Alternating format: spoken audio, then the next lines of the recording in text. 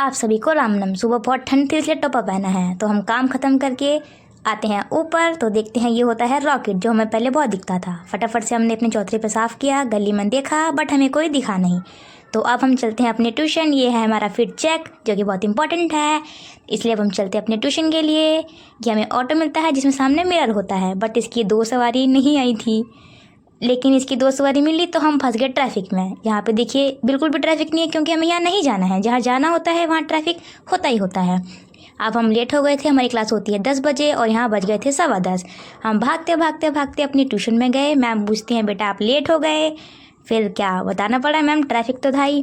फटाफट से एंटर किया और फिर अपनी क्लास में पहुंच जाते हैं। क्लास में पहुंचते सर पढ़ा रहे थे, फटाफट से हमने पढ़ाई शुरू किया, लैपटॉप ओपन किया और सर जो पढ़ाते हैं उसको फॉलो करते हैं। फिर मैम कहती हैं बेटा ये फॉर्म फिल कर दो, तो हम ये फॉर्म फिल करते हैं, लेकिन मैम पता नहीं कहाँ गायब हो जाती हैं।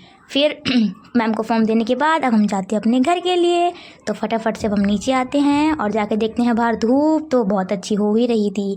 अब हमें एक ऑटो लेना था घर जाने के लिए, तो यहाँ से मिलता है वो ऑटो।